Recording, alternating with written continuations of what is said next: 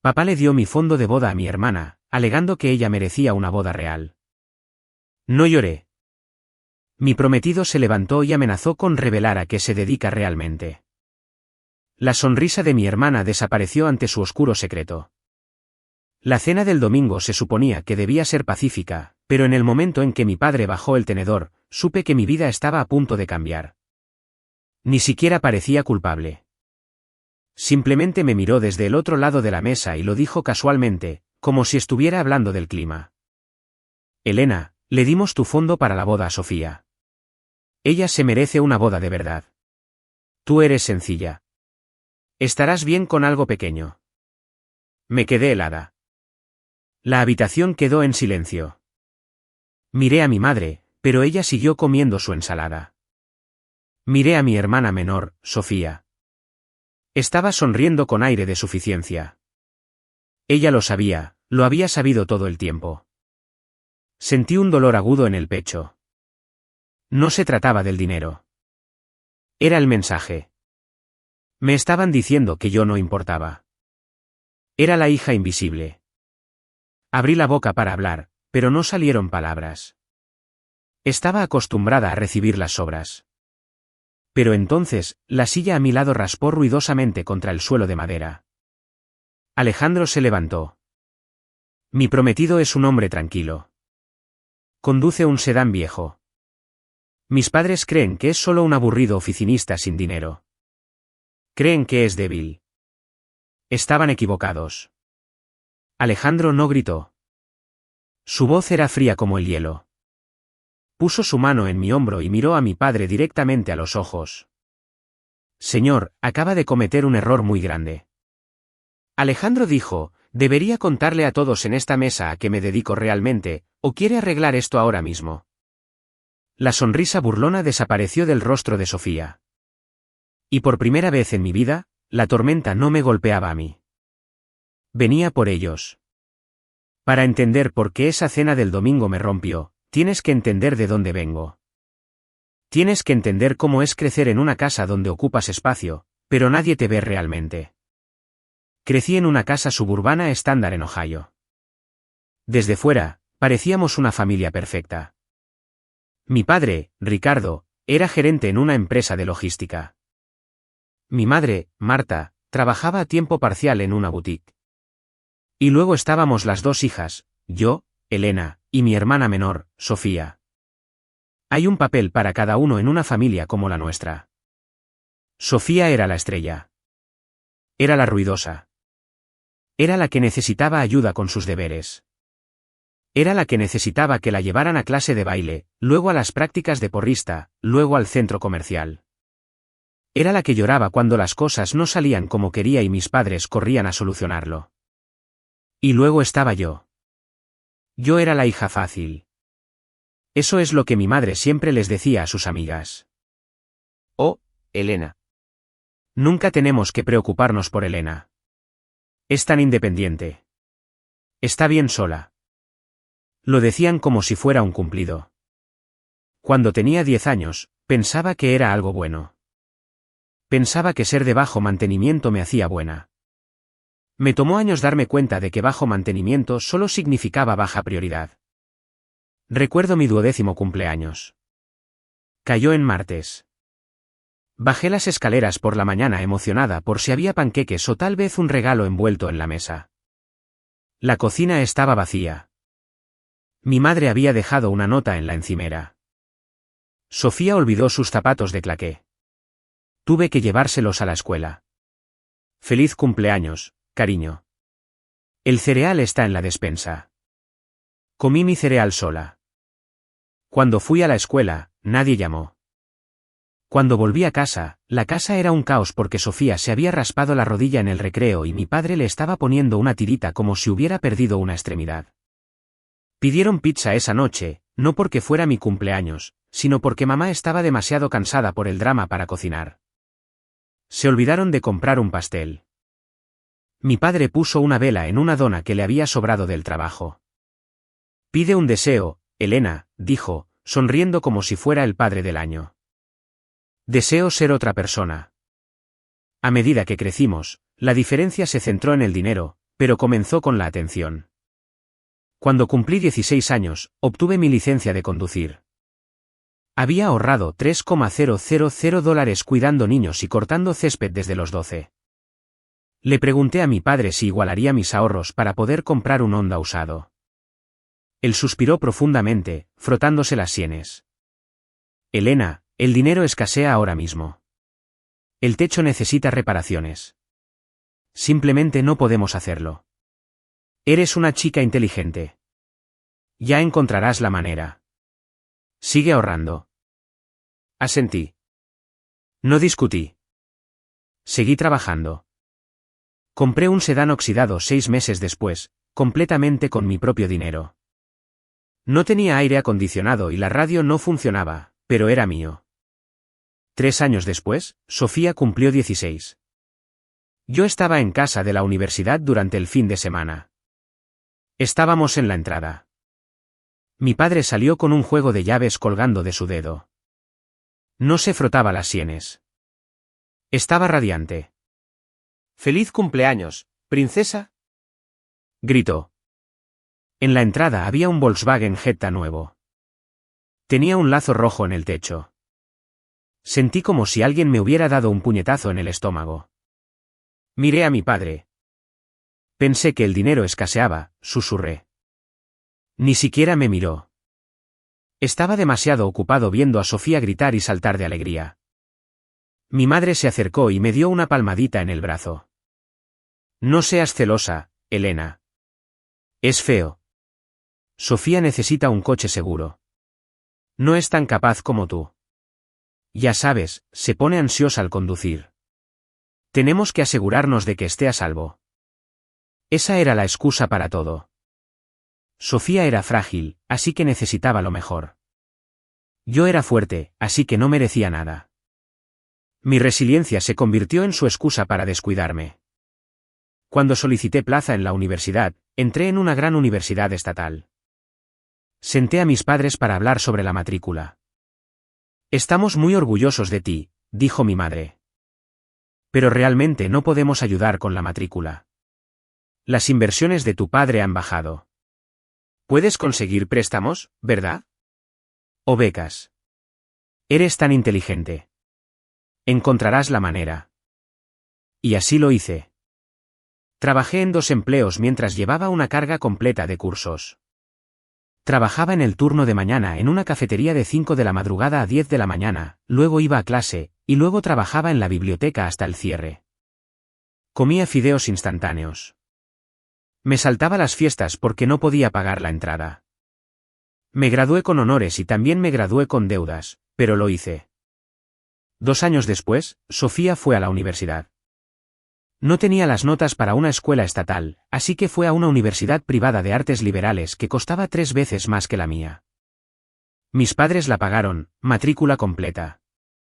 Pagaron su matrícula. Pagaron su residencia. Le enviaban una asignación mensual para ropa y vida social. Me enteré cuando volví a casa para Acción de Gracias y vi la factura en la encimera. Estaba temblando cuando le pregunté a mi madre al respecto. Estaba trabajando en 2 empleos, dije, con la voz temblorosa. Todavía estoy pagando préstamos. Me dijiste que no tenías dinero. Mi madre suspiró, el mismo suspiro displicente que había usado toda mi vida. Elena, por favor, no hagas que esto se trate de ti. Sofía no es como tú. No puede soportar el estrés de un trabajo y la escuela. Se desmoronaría. Tenemos que apoyarla para que pueda tener éxito. Tú eres una sobreviviente por naturaleza. No necesitas que te llevemos de la mano.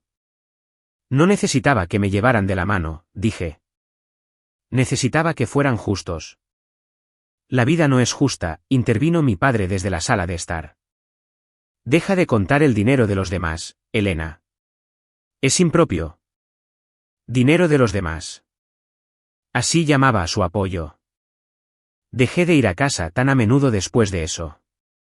Me quedé en la ciudad donde trabajaba. Construí una vida.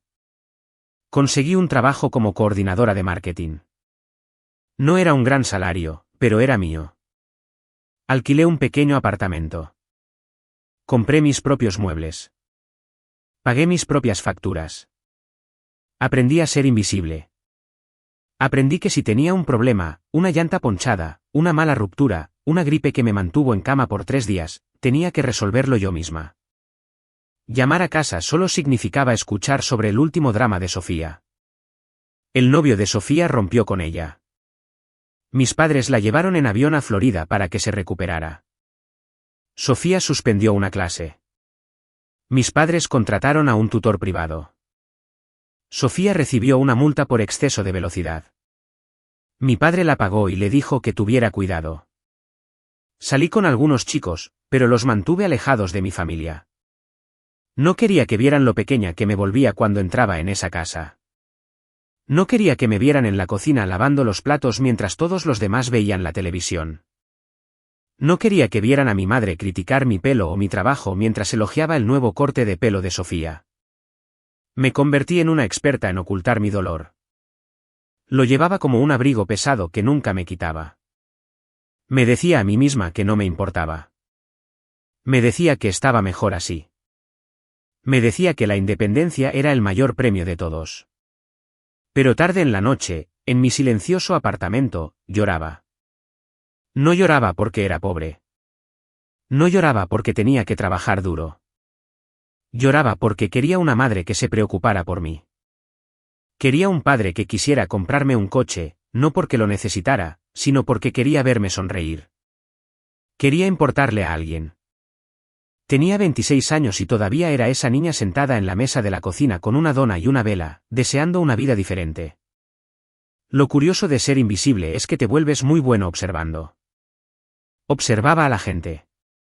Observaba cómo las familias interactuaban en los restaurantes.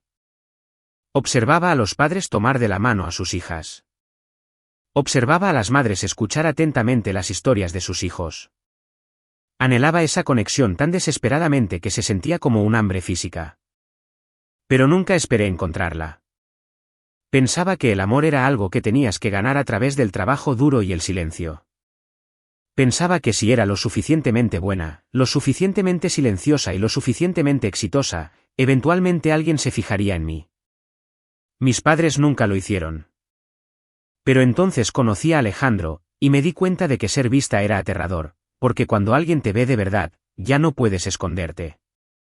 Y yo me había estado escondiendo durante mucho tiempo. Conocí a Alejandro Vargas una lluviosa tarde de martes en noviembre. No fue en un bar o en una fiesta. Fue en un taller gratuito de educación financiera en el centro comunitario local. Suena aburrido, lo sé, pero esa era mi vida. Estaba obsesionada con la estabilidad porque no tenía una red de seguridad, no tenía padres que me rescataran si fracasaba. Necesitaba saber todo sobre el dinero. Necesitaba estar segura. Llegué temprano y tomé asiento en la segunda fila. Tenía mi cuaderno abierto, un bolígrafo listo. Llevaba mi ropa de trabajo, una falda gris y una blusa sencilla. Parecía lo que era, una asistente de marketing cansada tratando de salir adelante. Entonces un chico se sentó a mi lado. Estaba mojado por la lluvia. Llevaba una camisa de franela descolorida, vaqueros con los bajos deshilachados y pesadas botas de trabajo. Su pelo estaba desordenado, oscuro y un poco demasiado largo. Parecía que acababa de venir de una obra de construcción, o tal vez de una ruta de senderismo. Se sentó y se palpó los bolsillos. Frunció el ceño. Se volvió hacia mí. Tenía ojos amables. Eran de un cálido verde musgo. Lo siento mucho, susurró. Olvidé un bolígrafo. ¿Tienes uno de más? Siempre tenía bolígrafos de más. Estar preparada era mi mecanismo de supervivencia. Le entregué un bolígrafo azul barato. Quédatelo, le dije. Gracias, sonrió. Era una sonrisa agradable. No llamativa, simplemente genuina. Soy Alejandro. ¿Elena? No hablamos mucho durante el taller. El instructor hablaba sobre el interés compuesto y las cuentas de jubilación. Tomé notas frenéticamente. Alejandro solo escuchaba. Se reclinó en su silla, con los brazos cruzados, mirando la pantalla. No escribió nada. Al final de la clase, estaba guardando mis cosas en mi bolso cuando se volvió hacia mí de nuevo. «Tomas buenas notas», dijo. «Tengo que hacerlo», respondí. «No quiero estar en la ruina cuando tenga 60». Él se rió. Fue una risa seca y suave. «Esa es una buena meta. Oye, ya que te robé el bolígrafo, ¿puedo invitarte a un café? Hay una cafetería al otro lado de la calle. Es barata». Dudé. Normalmente no aceptaba invitaciones de extraños y, sinceramente, parecía pobre.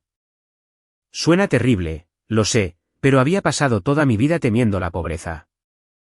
Trabajaba muy duro para parecer profesional, para parecer arreglada. Alejandro parecía que tenía dificultades.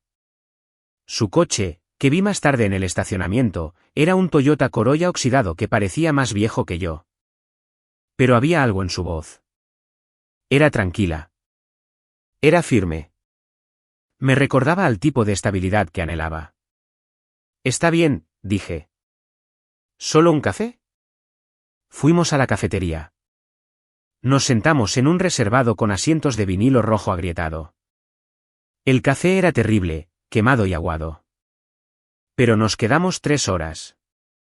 No hablamos de trabajos ni de estatus. Hablamos de la vida. Me encontré contándole cosas que nunca le había contado a nadie.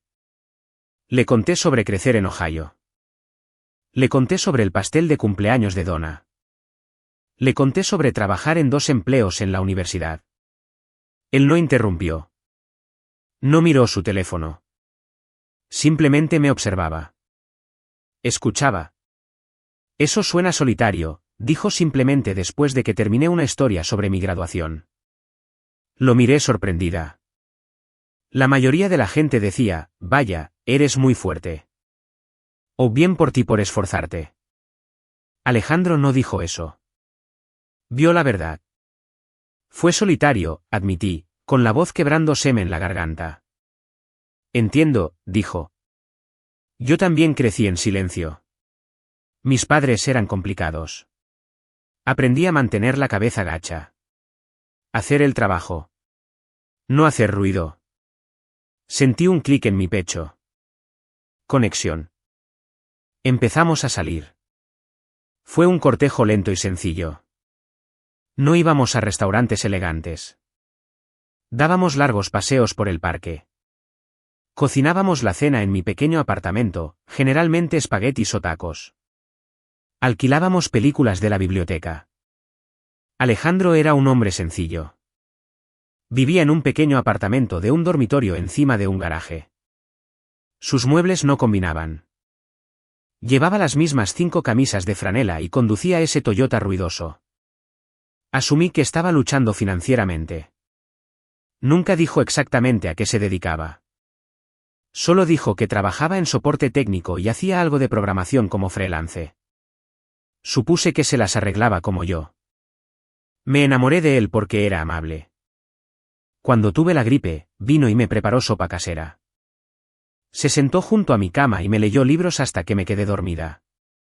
Cuando mi coche se averió de nuevo, no solo se ofreció a pagar la reparación.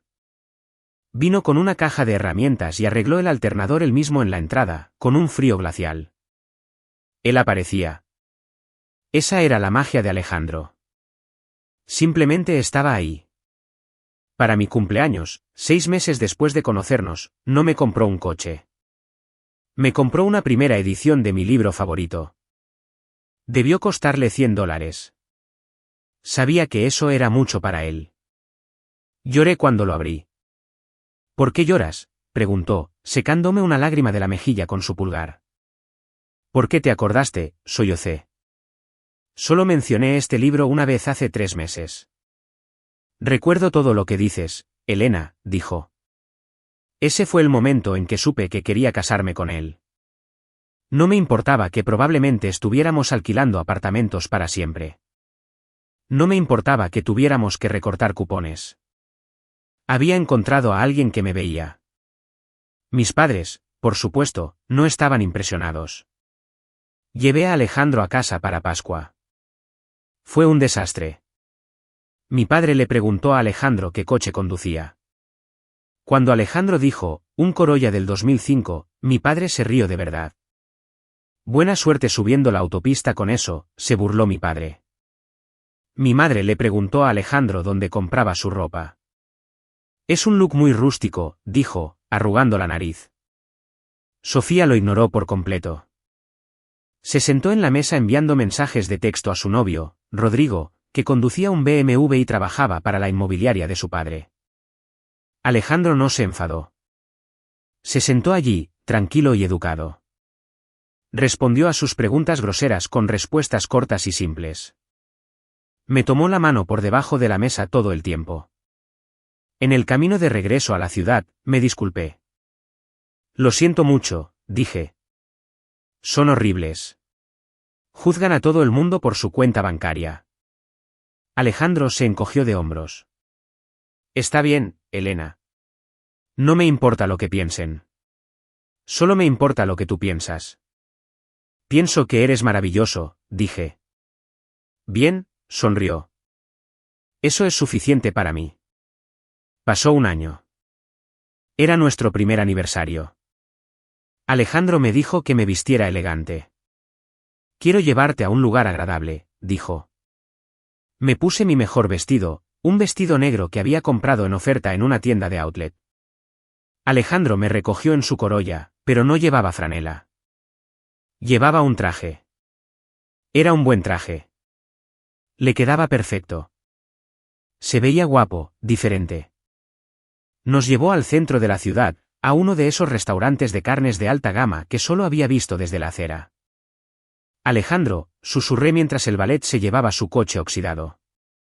No podemos permitirnos esto. Los aperitivos cuestan como $30. Confía en mí, dijo. He estado ahorrando. Nos sentamos. El camarero nos trajo champán. Alejandro parecía nervioso. Jugueteaba con su servilleta. Elena, empezó. Hay algo que no te he dicho. Algo grande. Mi estómago dio un vuelco. ¿Estaba casado? ¿Estaba endeudado? ¿Iba a la cárcel? ¿Qué es?, pregunté, agarrando el mantel. Metió la mano en el bolsillo de su chaqueta y sacó un trozo de papel doblado. Lo deslizó sobre la mesa hacia mí. Era un artículo de una revista de negocios de tecnología. El titular decía, El programador silencioso. Cómo Alejandro Vargas vendió su startup de tecnología financiera por $45 millones. Miré la foto. Era Alejandro. Llevaba una sudadera con capucha sentado frente a un ordenador, pero definitivamente era él. El artículo tenía fecha de hace 2 años. Lo miré, con la boca abierta. No entiendo. Esto dice $45 millones. Sí, dijo suavemente. Pero el coche, el apartamento, el trabajo de soporte técnico. Hago programación como freelance porque me gusta, dijo. Pero vendí mi empresa hace 3 años. Invertí la mayor parte. Vivo de los intereses. ¿Por qué?, pregunté.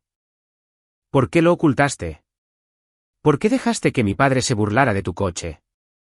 ¿Por qué me dejaste pagar la mitad de la compra?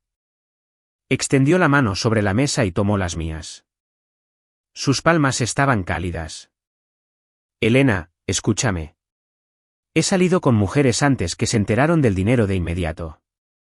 Y de repente se convirtieron en personas diferentes. Querían cosas. Querían el estilo de vida. No me querían a mí. Me miró profundamente a los ojos. Supe que eras especial en el momento en que te conocí. Eras tan real. Trabajabas tan duro. Necesitaba saber que me amabas por ser Alejandro, el chico con el pelo desordenado y el coche viejo, no Alejandro el millonario. Las lágrimas asomaron a mis ojos. Me mentiste durante 1 año. Omití la verdad, corrigió suavemente. Pero todo lo demás fue real. El amor fue real. Arreglar tu coche fue real. Escucharte fue real. Y ahora que sé que me amas cuando no tengo nada, quiero darte todo. Me recliné en la silla. Era mucho que procesar.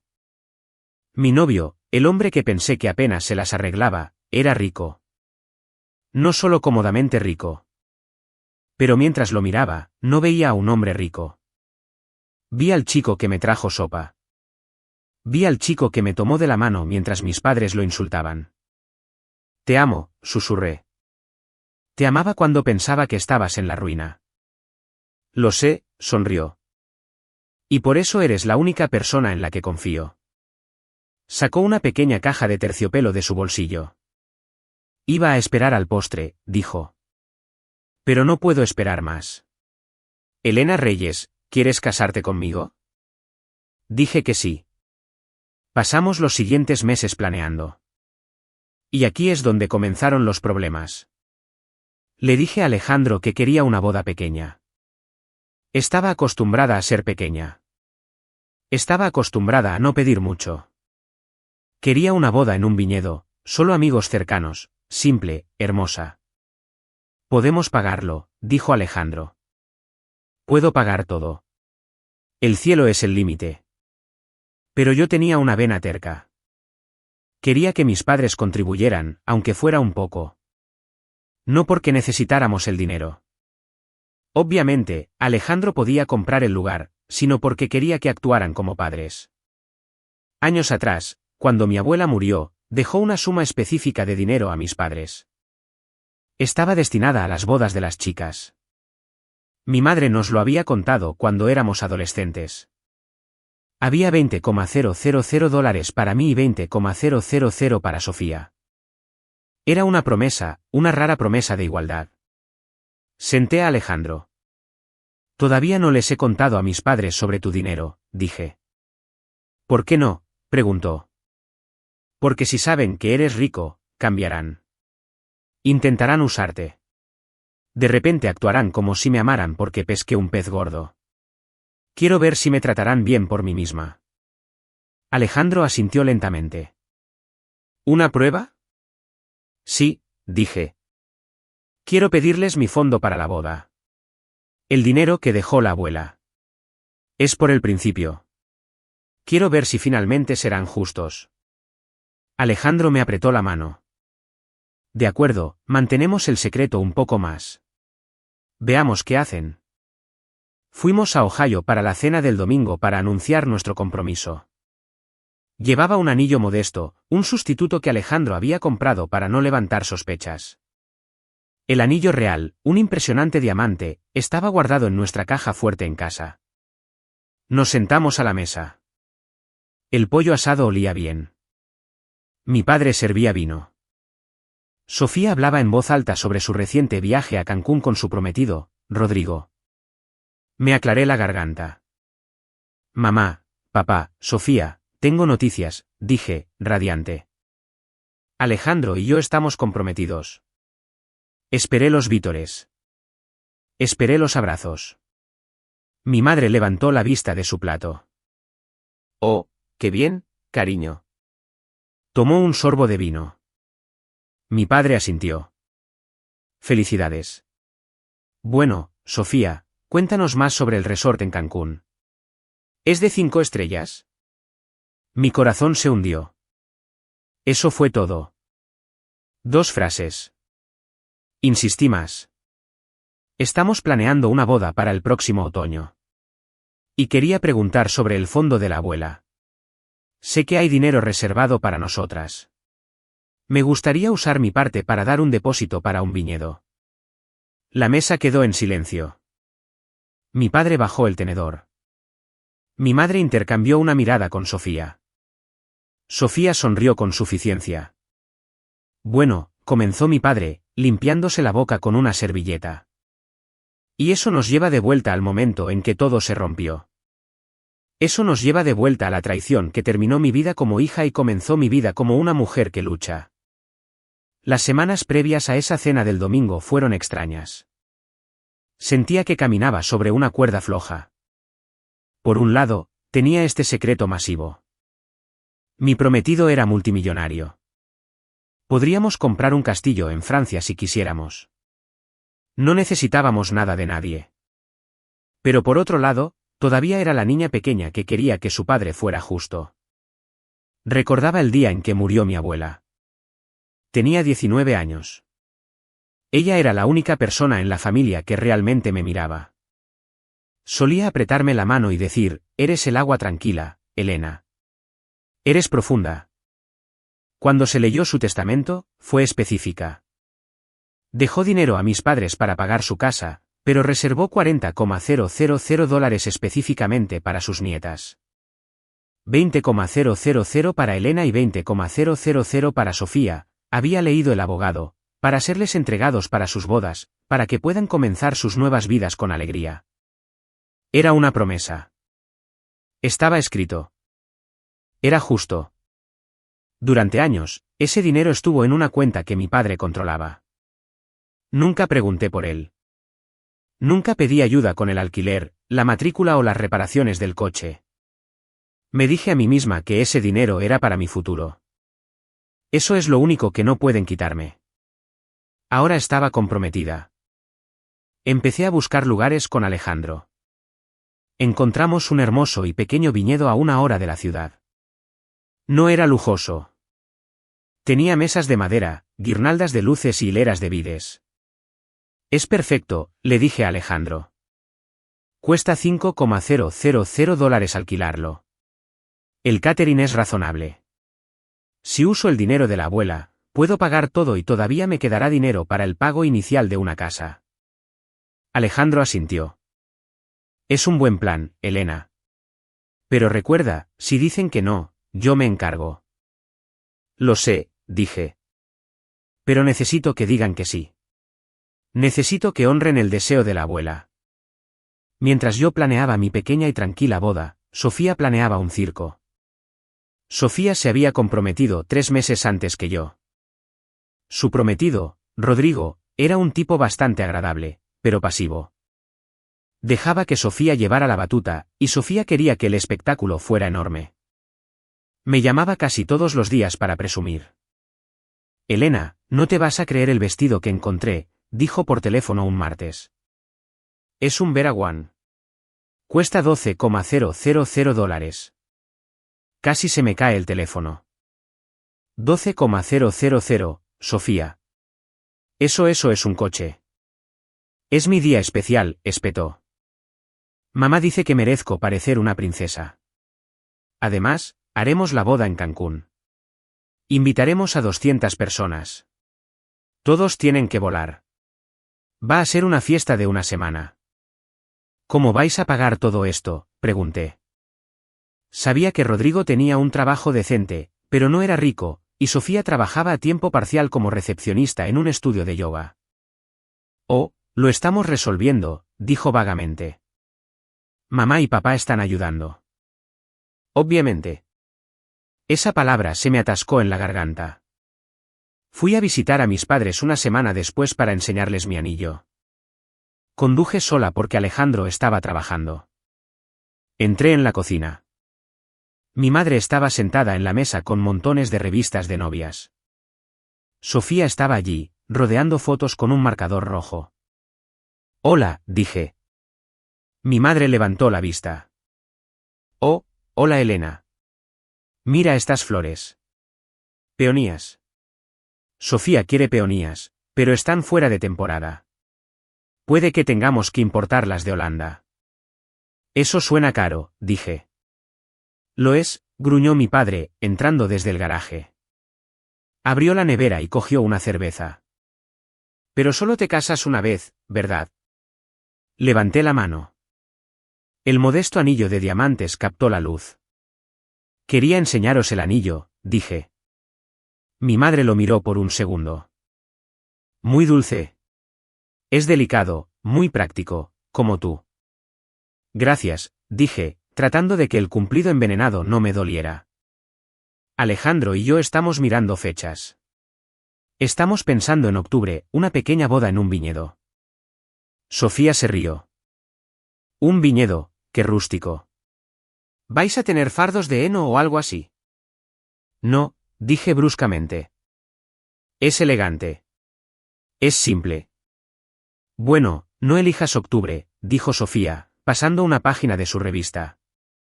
Mi despedida de soltera es en octubre, y luego necesito un mes para desintoxicarme antes de la boda en diciembre. Así que octubre no me viene bien. La miré fijamente. Sofía, tu boda es en diciembre. Mi boda sería 2 meses antes que la tuya. ¿No te afecta? Me quita protagonismo, dijo, haciendo un puchero. Este es mi año. No puedes simplemente aparecer y robarme mi año. Miré a mi padre. Papá, ¿crees que le estoy robando su año? Él suspiró y dio un largo trago de cerveza. Elena, no molestes a tu hermana. Está bajo mucho estrés planeando este gran evento. Lo tuyo es pequeño. Tal vez puedas esperar hasta la próxima primavera. Repartir un poco los gastos. Repartir los gastos. Esa fue la primera señal de alarma. ¿Qué gastos?, pregunté. La abuela dejó el dinero. Está ahí. 20 para mí, 20 para Sofía. Ya está ahí. La habitación quedó repentinamente en silencio. Mi padre miró a mi madre. Mi madre bajó la vista a la revista. Sofía se mordió el labio, pero no parecía culpable. Parecía un gato que acababa de comerse el canario. Podemos hablar de finanzas más tarde, dijo mi padre rápidamente. Ahora no. Estoy cansado del trabajo. Disfrutemos de la tarde. Salió de la habitación. Mi estómago se retorció. Conocía ese silencio. Conocía esa mirada. Era la misma mirada que me dieron cuando le compraron el coche a Sofía. Era la mirada de personas que habían tomado una decisión que me iba a hacer daño, y simplemente no querían lidiar con las consecuencias todavía. Conduje a casa esa noche con el corazón apesadumbrado. Me van a fastidiar, le dije a Alejandro cuando volví a nuestro apartamento. Puedo sentirlo. Alejandro estaba cocinando un salteado. Dejó la espátula y me abrazó. Si lo hacen, es su pérdida. Pero tenemos que hacer que lo digan. Tenemos que hacer que te lo digan a la cara. ¿Por qué?, pregunté. Porque necesitas saberlo, dijo. Necesitas saber exactamente dónde estás parada para poder alejarte finalmente. Tenía razón. Necesitaba la verdad. Incluso si la verdad me rompía el corazón. Así que organizamos la cena del domingo. La cena donde todo terminaría. Llegó el domingo. El cielo estaba gris y pesado, amenazando lluvia. Coincidía perfectamente con mi estado de ánimo. Alejandro nos llevó en su viejo Toyota. Llevaba un bonito vestido azul marino. Alejandro llevaba una camisa de botones limpia y pantalones caqui. Parecía presentable pero humilde. Estaba nerviosa. Mis manos temblaban en mi regazo. Solo respira, dijo Alejandro, poniendo su mano en mi rodilla. Pase lo que pase, estoy aquí mismo. No estás sola esta vez. Entramos en la entrada. La casa de mis padres se veía igual que siempre. Césped cuidado, pintura blanca fresca. El coche de Sofía ya estaba allí. Entramos. El olor a rosbif y romero llenaba el aire. Era un olor que asociaba con la infancia, con la familia. Por un segundo, sentí un destello de esperanza. Quizás me equivocaba. Quizás sonreirían y me entregarían un cheque y me dirían que estaban felices por mí. Nos sentamos en el comedor. Mi padre se sentó a la cabeza de la mesa.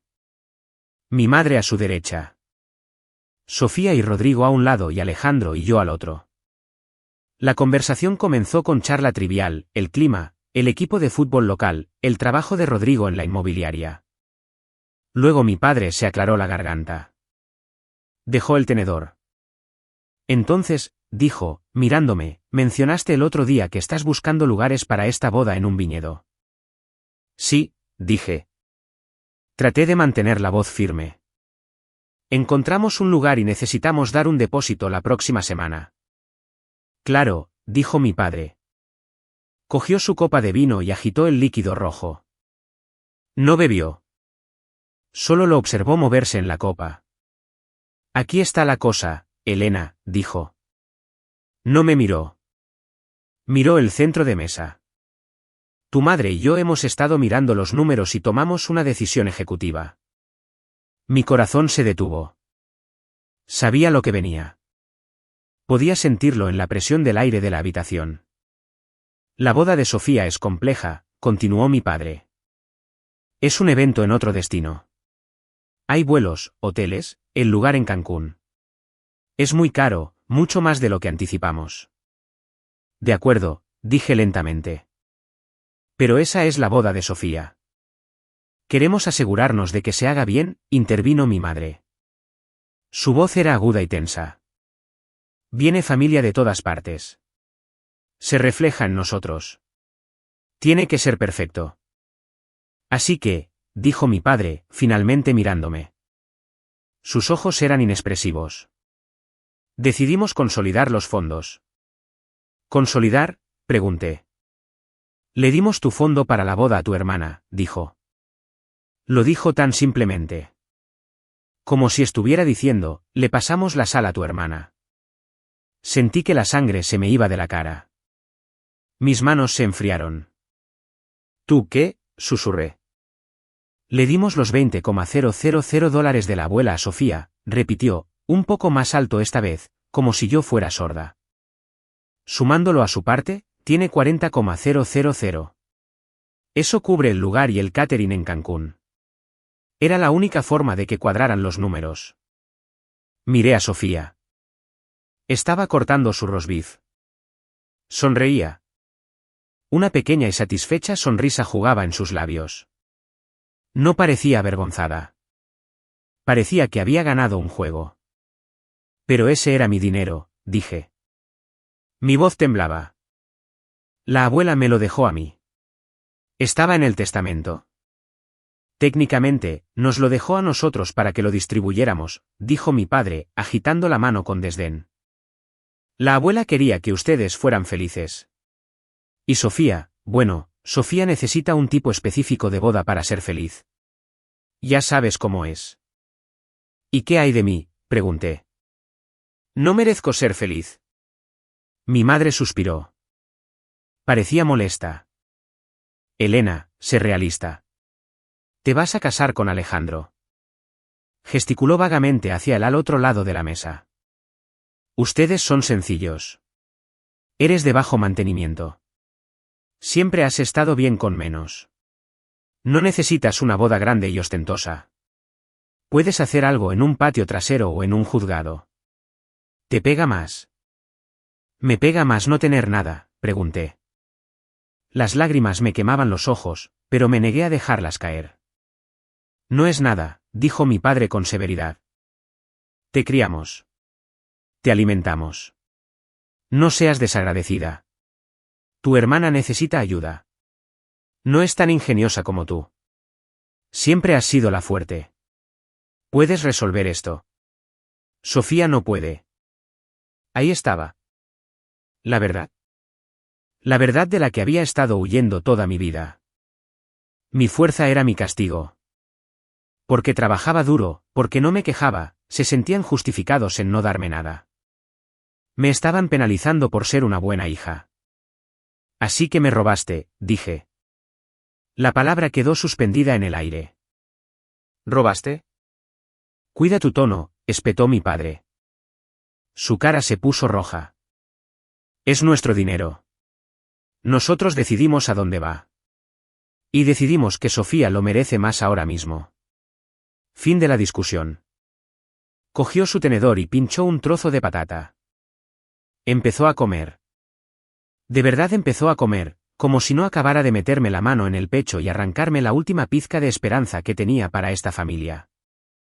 Me senté allí, helada. Me sentí pequeña. Me sentí invisible. Me sentí como la niña de 12 años comiendo cereal sola en su cumpleaños. Estaba a punto de levantarme. Estaba a punto de irme en silencio, como siempre hacía. Estaba a punto de retirarme y desaparecer. Pero entonces Alejandro se movió. No se movió nerviosamente. No bajó la mirada. Se puso de pie. El raspado de la silla contra el suelo de madera fue un sonido áspero y violento en la silenciosa habitación. Todos dejaron de comer. Mi padre levantó la vista, molesto. ¿A dónde vas, Alejandro? El baño está al final del pasillo. Alejandro no respondió. Rodeó la mesa. No miró a mis padres. Caminó hasta que estuvo de pie justo detrás de mi silla. Puso ambas manos en mis hombros. Su agarre era firme, me anclaba. Luego miró a mi padre. La cara de Alejandro era diferente. La mirada suave y amable se había ido. Sus ojos eran duros. Su mandíbula estaba tensa. Parecía peligroso. No solo robaste dinero, dijo Alejandro. Su voz era baja, pero se escuchaba perfectamente en el silencio. Robaste su confianza. Mi padre se rió. Fue una risa seca y burlona. Disculpa. Siéntate, hijo. Esto es un asunto de familia. No tiene nada que ver contigo. Tiene todo que ver conmigo, dijo Alejandro. Porque Elena es mi familia ahora. Ustedes acaban de abdicar de ese papel. Abdicar, parpadeó mi madre. ¿De qué estás hablando? Estás siendo dramático. Es solo dinero. Elena encontrará la manera. Siempre lo hace. No debería tener que hacerlo, dijo Alejandro. Metió la mano en el bolsillo interior de su chaqueta. Sacó su teléfono. Tocó la pantalla unas cuantas veces y luego giró el teléfono para que mi padre pudiera verlo. ¿Sabe qué es esto?, preguntó Alejandro. Mi padre entrecerró los ojos hacia la pantalla. Es el saldo de una cuenta bancaria. No entiendo. Lea el número, ordenó Alejandro. No preguntó. Ordenó. Mi padre se inclinó. Sus ojos se abrieron como platos. Se quitó las gafas y se las volvió a poner. Miró el teléfono, luego a Alejandro. Luego de nuevo al teléfono. Eso dice 8 cifras, tartamudeó mi padre. ¿Es una broma? ¿Es una aplicación falsa? No es una broma, dijo Alejandro fríamente. Guardó el teléfono en su bolsillo. Vendí mi empresa hace 3 años. Tengo más dinero que todos en esta habitación juntos, multiplicado por 10. El silencio que siguió fue pesado, pesado y sofocante. A Sofía se le cayó el tenedor. Resonó contra la porcelana. La boca de mi madre se abrió. Pero, tartamudeó mi madre. Pero conduces ese coche viejo, te vistes como un leñador. Me visto así porque no necesito impresionar a gente como ustedes, dijo Alejandro. Quería saber si Elena me amaba por mí. Y lo hace. Es la única persona honesta en esta mesa. Me miró. Sus ojos se suavizaron por un segundo. Iba a pagar nuestra boda, Ricardo. Iba a pagar todo. Iba a comprarle una casa a Elena. Iba a cuidar de sus padres cuando envejecieran. Iba a cambiarles la vida. Volvió a mirar a mi padre. El hielo regresó. Pero ahora veo quiénes son. La castigan por ser buena. Le quitan para alimentar la vanidad de su hermana.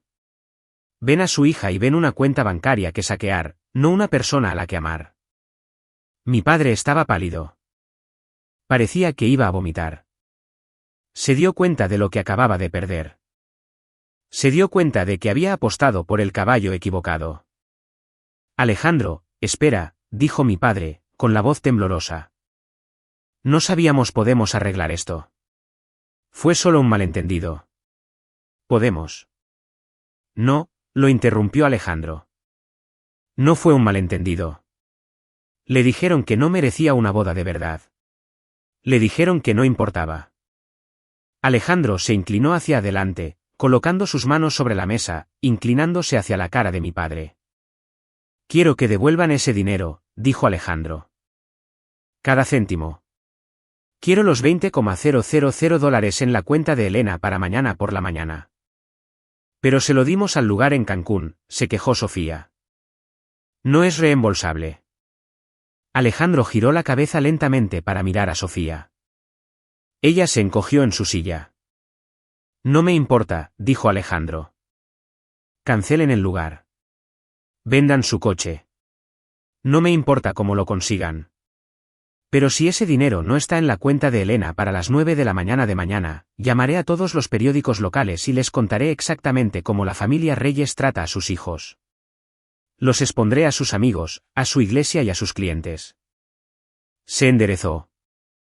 Vamos, Elena, me dijo. Nos vamos. Me levanté. Mis piernas se sentían temblorosas, pero mi corazón se sentía más ligero de lo que se había sentido en 20 años. Miré a mis padres por última vez. Parecían pequeños. Parecían patéticos. Y por primera vez, no me sentí invisible. Me sentí vista. Agarré la mano de Alejandro. Vámonos. Salir de ese comedor fue como salir de un edificio en llamas. El aire exterior era fresco y nítido. Había empezado a lloviznar, una lluvia ligera que se sentía limpia contra mi piel enrojecida. Alejandro no me soltó la mano hasta que llegamos al coche. Me abrió la puerta del pasajero, algo que siempre hacía, independientemente de si conducía un Toyota oxidado o un sedán de lujo. Cuando se sentó en el asiento del conductor, no arrancó el coche de inmediato. Simplemente se quedó allí, agarrando el volante, con los nudillos blancos. Respiraba con dificultad, tratando de controlar su ira. Lo siento, dijo, con la voz áspera. No quise perder los estribos así. Pero ver con qué indiferencia te lastimaron, rompió algo dentro de mí. Me incliné y cubrí su mano con la mía. No te disculpes, susurré. Nadie me había defendido así en toda mi vida. Nadie. Me miró, y la ira en sus ojos se derritió en tristeza. Ese es el problema, Elena. No deberías haber tenido que esperar 28 años para que alguien les dijera a tus padres que estaban equivocados. Arrancó el coche y nos fuimos. No fuimos directamente a casa. Condujimos en silencio durante un rato, los limpiaparabrisas manteniendo un ritmo constante.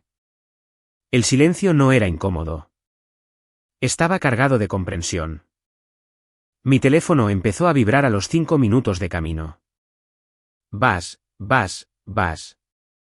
Era mi madre, luego mi padre, luego Sofía. Miré la pantalla, viendo los nombres parpadear. Mamá llamando, papá llamando, Sofía llamando. No contestes, dijo Alejandro suavemente. Déjalos que se remojen en ello. Déjalos entrar en pánico. Apagué el teléfono. Nos detuvimos en un pequeño parque cerca de la autopista. Estaba vacío por la lluvia. Nos sentamos en un banco bajo un gran roble que nos mantuvo mayormente secos. ¿Qué pasa ahora?, pregunté. Alejandro miró la hierba mojada. Ahora esperamos. Esperamos a ver si te respetan lo suficiente como para arreglarlo. Les di una fecha límite. 9 de la mañana. ¿Crees que lo harán?, pregunté. Gastaron el dinero, Alejandro. Sofía dijo que no era reembolsable. Encontrarán la manera, dijo Alejandro sombríamente. A la gente como tus padres les importan dos cosas, el dinero y la reputación. Amenacé ambas. Están aterrorizados ahora mismo. No porque te lastimaron, sino porque se dieron cuenta de que perdieron la lotería del yerno rico antes incluso de comprar el billete. Se volvió hacia mí. Pero Elena, necesito preguntarte algo. Si devuelven el dinero, ¿quieres tener una relación con ellos o has terminado? Lo pensé. Pensé en los años de abandono, la dona de cumpleaños, las graduaciones olvidadas. La forma en que mi padre me miró cuando dijo, ella lo merece más. No se trataba solo del dinero. Se trataba de la creencia fundamental de que yo era menos. ¿Podría eso arreglarse alguna vez? ¿Podrían alguna vez deshacer esas palabras? No lo sé, admití. Siento que acabo de despertar de un largo coma y me doy cuenta de que las personas que amaba eran las que me mantenían dormida. Tómate tu tiempo, dijo Alejandro. Ahora tienes todo el poder. Ellos te necesitan. Tú no los necesitas a ellos. Esa noche, pedimos pizza y nos sentamos en el suelo de nuestro apartamento. No hablamos de la planificación de la boda. No hablamos de dinero. Simplemente existimos juntos. A las 10 de la noche, sonó nuestro teléfono fijo. Nunca usábamos el fijo. Solo mis padres tenían ese número. Alejandro me miró. ¿Quieres contestar? Negué con la cabeza. El contestador automático sonó. La voz de mi padre llenó la habitación. Sonaba diferente, temblorosa, desesperada. Elena, soy papá. Mira, nosotros estamos trabajando en la transferencia. Estamos moviendo algunas cosas. Sofía está bueno, Sofía está molesta, pero lo estamos manejando. Por favor, llámanos. No sabíamos de la situación de Alejandro. Habríamos manejado las cosas de otra manera si lo hubiéramos sabido. Solo queremos que todos sean felices. Llámame. Me quedé mirando la máquina. ¿Oíste eso?, dije, mirando a Alejandro. Dijo que habrían manejado las cosas de otra manera si lo hubieran sabido. Alejandro asintió lentamente. Traducción: si hubiéramos sabido que eras rica, te habríamos tratado con respeto. Fue el último clavo en el ataúd.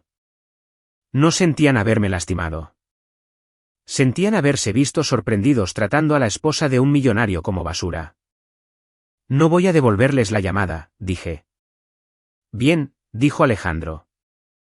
Duerme un poco. Mañana será un nuevo día. A la mañana siguiente, a las 8:55 de la mañana, inicié sesión en mi cuenta bancaria. Actualicé la página. Saldo, $4,200. Esperé. 8:58 de la mañana, 8:59 de la mañana. Exactamente a las 9 de la mañana, la pantalla parpadeó. Depósito recibido, $20,000. Lo habían hecho. Habían devuelto el dinero. Me quedé mirando el número. Eran solo números en una pantalla. No arregló el agujero en mi pecho. No me devolvió mi infancia, pero era justicia. Me volví hacia Alejandro, que estaba tomando café en la mesa de la cocina. «Está ahí», dije. Él asintió. No sonrió. «Bien. Ahora, ¿qué quieres hacer con él?» Miré el dinero. Se sentía sucio. Se sentía como dinero para callarme. Si lo gastaba en mi boda, cada flor y cada servilleta me recordarían lo duro que tuve que luchar para conseguirlo. Me recordaría la sonrisa de Sofía y el desdén de mi padre. Ya no quería su dinero. Quería mi dignidad. Tengo una idea, dije. 2 días después, conduje de vuelta a casa de mis padres, sola. Alejandro quería venir, pero le dije que no. Necesito hacer esto por mi cuenta, le dije. Él me defendió en la mesa. Ahora necesito defenderme yo misma. Entré en la entrada. El coche de Sofía estaba allí de nuevo. Por supuesto. Entré en la casa sin llamar. Estaban en la sala de estar. Mi madre lloraba en el sofá. Sofía caminaba de un lado a otro, furiosa. Mi padre estaba sentado en su sillón, mirando al suelo. Cuando entré, todos se quedaron helados. «Elena», gritó mi madre, levantándose de un salto. Se secó los ojos. «Oh, gracias a Dios». «¿Recibiste el dinero?» «Lo enviamos. Tuvimos que liquidar un bono y, bueno, Sofía tuvo que cancelar el resort. Perdimos el depósito. Es un desastre. Pero lo hicimos». «Lo recibí», dije con calma. No me adentré más en la habitación. Me quedé junto a la puerta. «Bien», dijo mi padre, levantándose. Intentó poner su cara de padre, pero se quebró. «Ahora, dejemos esto atrás. Podemos empezar de nuevo. Trae a Alejandro a cenar este fin de semana. Podemos hablar de inversiones. Quizás pueda darle algún consejo a Rodrigo». Casi me río. Era tan predecible. Querían acceso. Querían proximidad al dinero. No, dije. ¿Qué quieres decir con no?, espetó Sofía. Acabo de perder la boda de mis sueños por tu culpa. Ahora tengo que casarme en un hotel local. Es humillante. Lo menos que puedes hacer es ayudarnos. Miré a mi hermana. La miré de verdad. Era guapa, sí, pero estaba hueca. Nunca le habían dicho que no en toda su vida. Y ahora que lo oía, se estaba desmoronando. No perdiste tu boda por mi culpa, Sofía, dije. La perdiste porque te sentiste con derecho a un dinero que no era tuyo. Estabas feliz de robarme mientras yo no me diera cuenta. No fue robar, gritó. Somos hermanas, se supone que debemos compartir. Compartir es voluntario, dije. Tomar es robar. Me volví hacia mis padres. No estoy aquí para discutir, dije. Estoy aquí para decirles por qué me voy. ¿Irte?, preguntó mi madre. Elena, no seas dramática. No vas a ninguna parte. Sí, me voy, dije. He terminado. Durante 28 años, he tratado de ser la hija perfecta. Saqué buenas notas. Nunca me metí en problemas. Me pagué mis propias cosas. No pedí nada. Y pensé que si era lo suficientemente buena, finalmente me amarían tanto como aman a Sofía.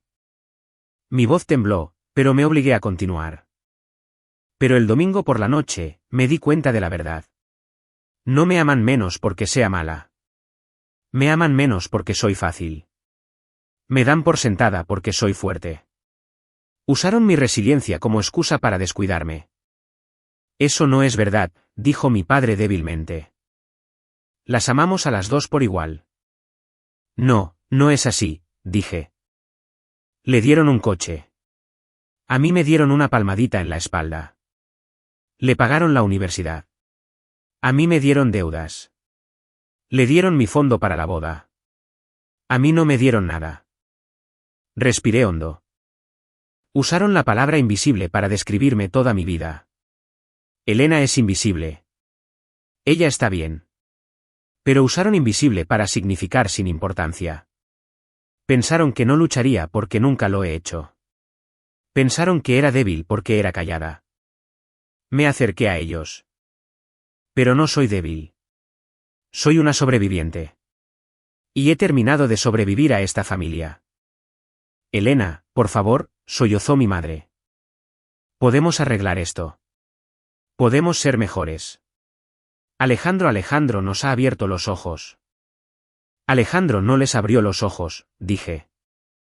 La cuenta bancaria de Alejandro les abrió los ojos. Si él siguiera siendo pobre, todavía estarían robándome. Esa es la realidad. Metí la mano en mi bolso y saqué un cheque. Tomen, dije. Lo puse en la mesa de café. ¿Qué es esto?, preguntó mi padre, mirándolo. Son los $20,000, dije. Parecían confundidos. Sofía dejó de caminar. ¿Lo devuelves?, preguntó Sofía, con la esperanza iluminando sus ojos. Así que puedo tener la boda en Cancún. No, dije. Leed a nombre de quién está. Mi padre cogió el cheque. Sus manos temblaban. Páguese a la orden de Fondo de Becas para la Primera Generación, leyó. Lo doné, dije. Lo doné todo en sus nombres. Bueno, en nombre de la abuela. Tú regalaste $20,000, susurró mi padre. Parecía sentir un dolor físico. ¿Estás loca? No quiero su dinero, dije. Nunca lo quise. Quería justicia. Como no puedo tener eso, le doy el dinero a chicos que realmente lo necesitan. Chicos que tienen que trabajar en 2 empleos para pasar la universidad porque sus padres no los ayudarán. Chicos como yo fui. Miré a Sofía. Puedes tener tu boda, Sofía, pero tendrás que pagarla tú misma. Bienvenida al mundo real. Me volví hacia la puerta. Elena, espera, gritó mi madre. Si te vas ahora, ¿qué le decimos a la gente? ¿Qué pasa con la Navidad? ¿Y la familia? Me detuve y miré por encima del hombro. Díganles la verdad, dije. Díganles que apostaron por la hija equivocada. O no les digan nada. Ya no me importa. Finalmente soy libre. Salí por la puerta. No la cerré de un portazo. Simplemente la cerré firmemente. Me subí a mi coche. Mis manos temblaban de nuevo, pero esta vez no era por miedo. Era adrenalina. Era la sensación de un peso pesado que se levantaba de mis hombros después de 3 décadas. Conduje a casa. No lloré. Encendí la radio y canté una canción que ni siquiera conocía. Cuando llegué al apartamento, Alejandro esperaba en el porche. Se levantó cuando me vio. Parecía preocupado. ¿Estás bien?, preguntó mientras subía los escalones. Lo miré, a mi prometido, mi compañero, mi verdadera familia. Estoy mejor que bien, dije. Ya no soy invisible. Me abrazó, y por primera vez en mi vida, sentí que estaba exactamente donde pertenecía. Las semanas después de salir de la casa de mis padres fueron tranquilas, pero era un tipo de silencio diferente al que estaba acostumbrada. Antes, el silencio se sentía solitario. Se sentía como si estuviera esperando que alguien se fijara en mí. Ahora, el silencio se sentía como protección. Se sentía como un muro que había construido a mi alrededor, un muro que ningún insulto o abandono podría atravesar. Mis padres no se rindieron de inmediato. Entraron en pánico. El día después de que dejé el cheque, mi teléfono explotó. 17 llamadas perdidas de mi madre, 12 de mi padre. Un largo y divagante mensaje de texto de Sofía diciendo que era egoísta y que estaba arruinando la imagen familiar. No llamaban para disculparse. Llamaban porque yo había tomado el control. Había tomado su dinero, dinero que valoraban más que a mí, y se lo había dado a extraños. Para ellos, ese era el pecado supremo. No contesté. No respondí. Bloqueé sus números. Fue una sensación extraña presionar ese botón de bloquear contacto. Mi pulgar se cernió sobre la pantalla durante mucho tiempo. Una parte de mí, la niña pequeña que solo quería que su padre estuviera orgulloso de ella, se sentía culpable. Pero son tu familia, susurró una voz en mi cabeza. Entonces miré a Alejandro.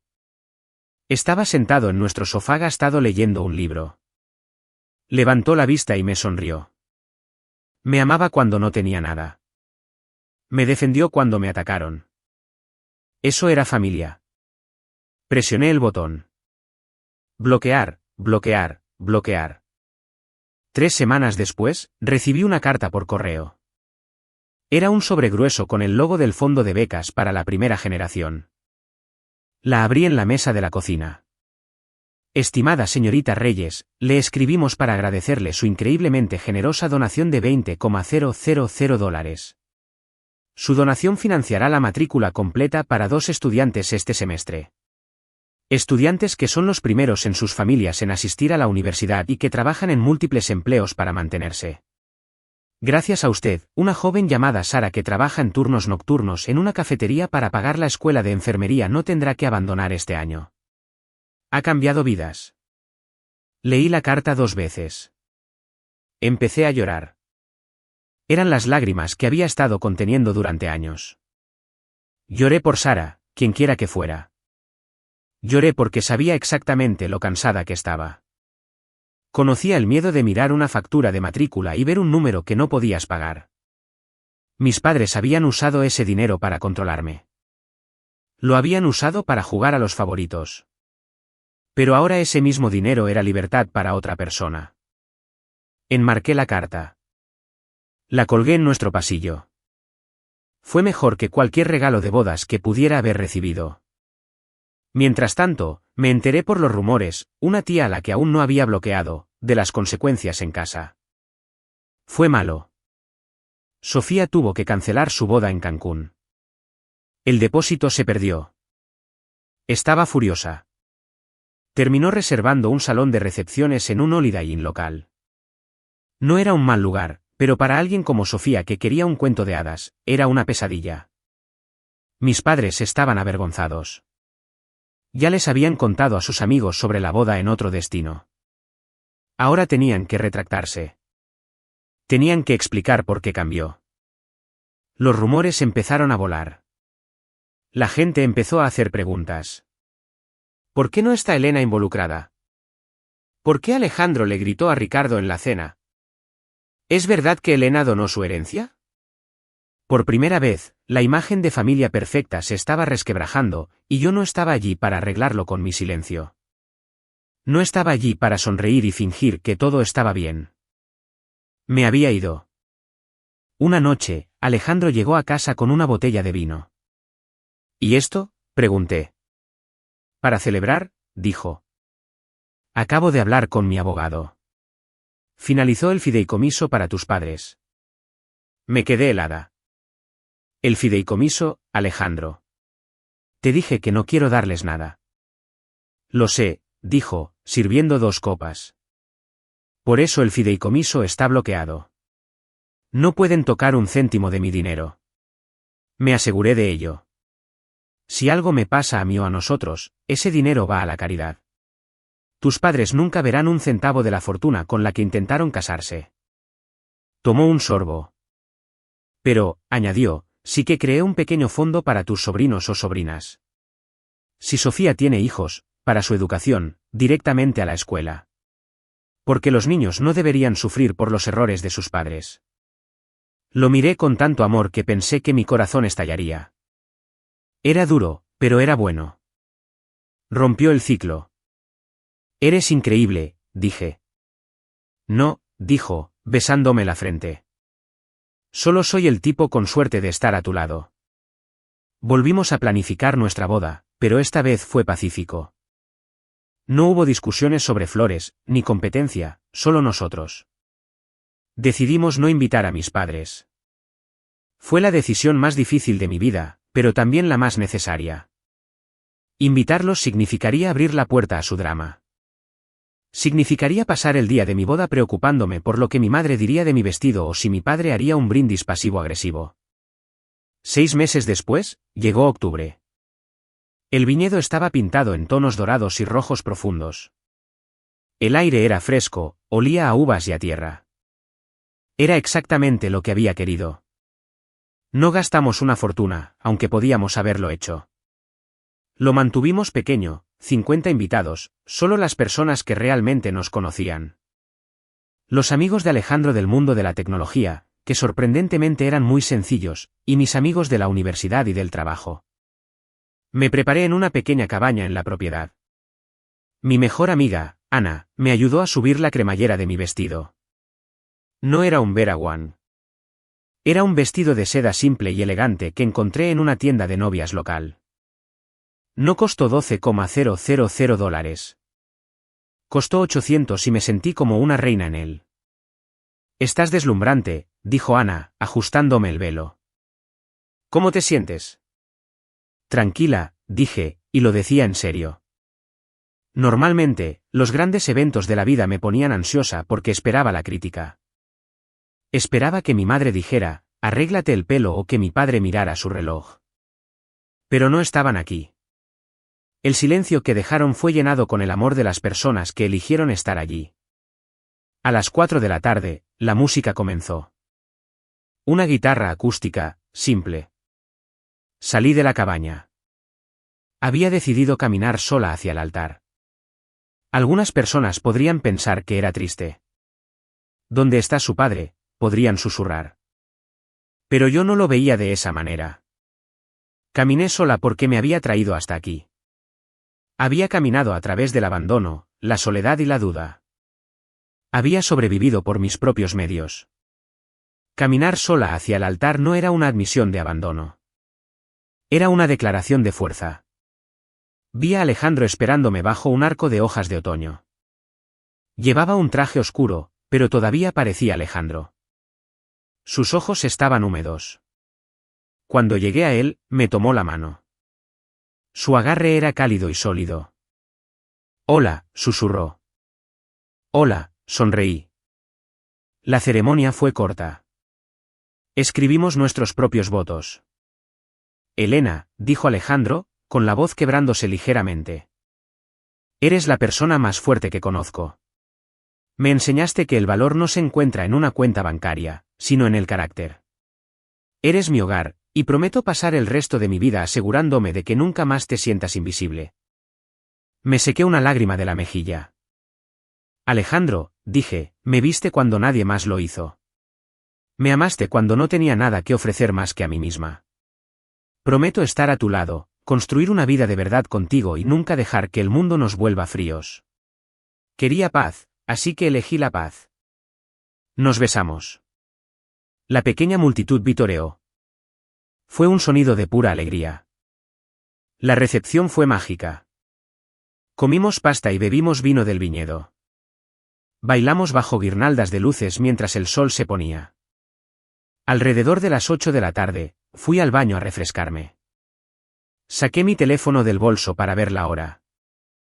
Había un mensaje de texto de Sofía. Me quedé mirando la pantalla.